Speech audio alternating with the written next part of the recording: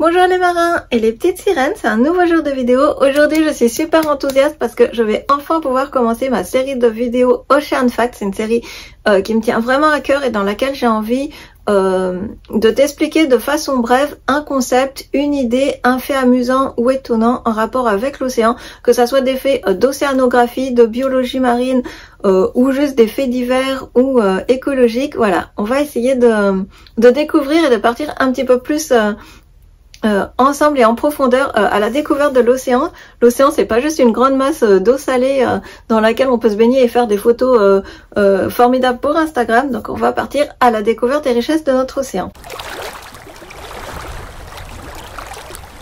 Aujourd'hui, on va s'atteler au concept de HubSpot. On le voit parfois passer dans les médias, c'est pas toujours bien expliqué, c'est pas toujours très juste ce qui en est dit, donc on va essayer de poser les premières bases de ce qu'est un HubSpot. Déjà, ce qu'il faut savoir, c'est qu'on peut le traduire en français par zone d'espoir, et que c'est un concept qui a été introduit par l'océanographe et biologiste marine Sylvia Earle lors d'une conférence TED dès 2009. Donc tu vois, c'est quelque chose qui commence à perdurer. L'idée, c'était, avec ce mot HubSpot, de mettre de mettre en lumière des zones importantes de l'océan, des zones vitales à préserver. On le sait, l'océan est de plus en plus soumis à des pressions humaines importantes.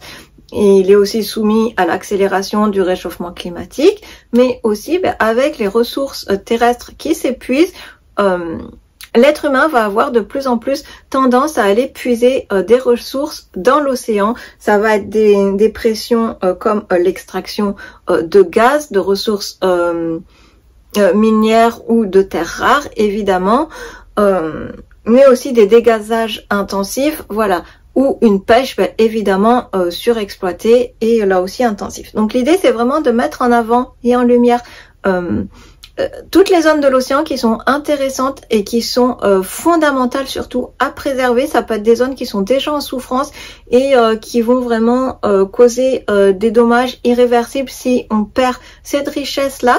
Alors ça peut être des zones qui sont importantes justement parce que elles ont une biodiversité extraordinaire et peut-être caractéristique de ce coin-là du globe qu'on ne retrouve pas ailleurs, et donc il est vital de protéger, parce que si par exemple ce stock-là ou cette espèce-là de poisson disparaît, on ne les retrouve pas ailleurs dans l'océan. Mais ça peut aussi être des zones de l'océan qui sont importantes par leur biodiversité végétale, pas que animale, ou aussi parce qu'ils contribuent à des puits de carbone importants. Ce sont des zones où on stocke, où l'océan stocke de façon importante les émissions de gaz carbonique. On fera une vidéo plus en détail là-dessus. Mais ça peut encore être des zones qui représentent des trajets de passage importants pour les migrations animales ou qui présentent, comme je te disais, des espèces voilà, vraiment endémiques de ces zones-là. Et donc, il est impératif de préserver. Ce que je peux te dire à propos des HubSpots, c'est que le concept a été établi par Sylvia Earle et qu'elle a du coup créé une organisation, une ONG qui s'appelle Mission Blue et qui gère justement ce processus, ce travail de lutte et de mise en lumière des HubSpots. Évidemment, on se réveille pas un matin en disant tiens moi aujourd'hui je suis un HubSpot, demain je serai pas un HubSpot. C'est quelque chose qui est vraiment réglé et administré de façon précise. Il faut savoir que Mission Blue a le soutien de l'UICN, qui est l'Union internationale pour la conservation de la nature. Tu en entends certainement beaucoup parler dans les médias à l'heure actuelle. Et donc, quelques faits que je peux te donner à propos des HubSpots, c'est que depuis 2011, il y a à peu près 130 zones à travers le monde qui ont obtenu ce statut de HubSpot. Par contre, ce qu'il faut savoir, c'est que les zones peuvent être de taille extrêmement variée. Il y a vraiment toute une diversité de tailles et de types de lieux marins. C'est pas seulement que les profondeurs de l'océan, ça peut aussi être des mangroves par exemple, voilà, qui sont intéressantes à protéger. Et surtout, pourquoi c'est intéressant que ces zones obtiennent le statut de HubSpot? Parce que ça va leur permettre d'accéder à des statuts juridiques en fait. Et tu le sais, malheureusement, dans la lutte pour l'écologie et pour la préservation de l'environnement, et peut-être aussi parce que c'est un concept américain, voilà, ça peut malheureusement passer par beaucoup d'actions juridiques, administratives et ce genre de choses. Donc malheureusement, c'est important qu'elles obtiennent voilà des statuts juridiques qui leur permettent de mettre en place des choses. Ça fonctionne un peu à l'image de parcs des parcs nationaux que tu peux connaître et qu'on peut voir pour les forêts ou les réserves naturelles. C'est un peu la même chose que Mission Blue tente de faire avec ce concept de hotspot, mais pour l'océan.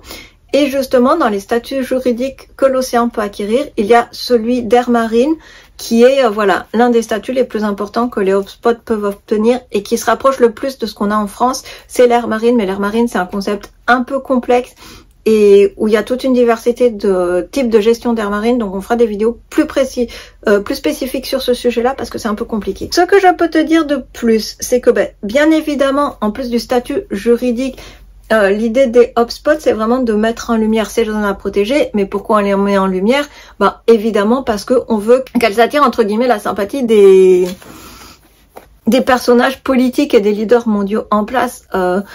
On fait pas ça pour avoir un joli bout de papier sur une carte ou sur internet à mettre. L'idée, c'est vraiment d'arriver à mobiliser et à rallier des personnes influentes à leur cause. Et quoi de mieux pour les rallier à leur cause que de montrer pourquoi ces zones sont importantes, pourquoi il faut les préserver, pourquoi il faut les protéger. Des hommes politiques pour qu'il y a que l'argent qui leur parle, entre guillemets, en schématisant et en exagérant le trait, il faut leur montrer pourquoi c'est fondamental, pourquoi on a besoin de l'océan, ne serait-ce que pour respirer. Voilà. Donc, ça permet de mettre en lumière ces zones marines qu'il est prioritaire de préserver. Évidemment, tout l'océan est à préserver, tout l'océan est à protéger, mais voilà, là, ce sont des zones qui sont à préserver en priorité, qui sont prioritaires dans les actions de préservation. Un dernier fait intéressant que je pourrais te donner, c'est que un des derniers hotspot qui a été créé récemment, c'est celui de l'atoll de Lamu aux Maldives. Alors je sais pas si on prononce bien, si ça se prononce comme ça, qui est aux Maldives et qui existe et donc qui présente un écosystème marin très intéressant à protéger. Et là encore, je crois qu'il y a notamment des mangroves très intéressantes à protéger. Et le dernier point que je peux te dire, c'est que si tu as envie, n'importe quel citoyen peut soumettre un projet de hotspot qui sera bien évidemment ensuite étudié par la commission scientifique de l'organisation Mission Blue, qui verra si ça vaut le coup de protéger cette zone, de préserver cette zone en priorité, si c'est prioritaire. Et peut-être quelque chose que je t'ai pas bien expliqué à propos des hotspots, c'est surtout que une fois qu'ils ont le statut d'aire marine protégée ou qu'ils sont en voie d'avoir des statuts, ça va aussi permettre de mobiliser tous les acteurs locaux pour préserver justement ces zones. C'est pas quelque chose où on va dire ah ça c'est important et on va déployer toutes les forces américaines pour s'accaparer les richesses. Il y a vraiment quelque chose aussi peut-être d'un peu philanthropique dans l'idée où justement ça va être s'il y a besoin de peut-être de former des équipes sur place avec les acteurs locaux pour que les acteurs locaux puissent prendre soin de cette zone de richesse en fait et de ressources. Donc voilà, je pense qu'on a fait le tour pour cette première vidéo. J'espère que ça va te plaire, que le concept de ces vidéos vont te plaire et que tu vas apprécier, apprendre des nouvelles choses sur l'océan, des petits faits divers amusants. Donc voilà, je te dis à très bientôt pour de nouvelles vidéos dans cette collection-là. N'hésite pas à me dire si tu as besoin, si tu as envie qu'on parle d'un sujet en particulier, que je t'explique un concept particulier de l'océan, je le ferai avec plaisir. J'ai déjà une liste comme ça de choses dont j'ai envie de te parler, mais voilà, l'idée c'est pas de faire trop long, c'est pas de faire trop scolaire, c'est plus de te donner les premiers éléments de compréhension afin que tu puisses toi-même aller chercher après par toi-même des infos complémentaires, mais tu sauras déjà que voilà, quand tu entends hotspot à la radio, à la télé ou sur internet, c'est quelque chose qui se rapproche de l'aire marine protégée, c'est quelque chose qui met en lumière les zones de l'océan à préserver et qui sont soumis aux pressions humaines. Tu as déjà les premiers éléments de compréhension, même si après on peut toujours creuser et toujours aller plus loin. Évidemment, je vais te mettre des liens en description pour que tu puisses déjà aller creuser et déjà aller plus loin. Et je te dis à bientôt pour la prochaine vidéo. À bientôt mes petits poissons. Bonjour les marins et les petites sirènes, on est reparti pour un nouveau jour de vie.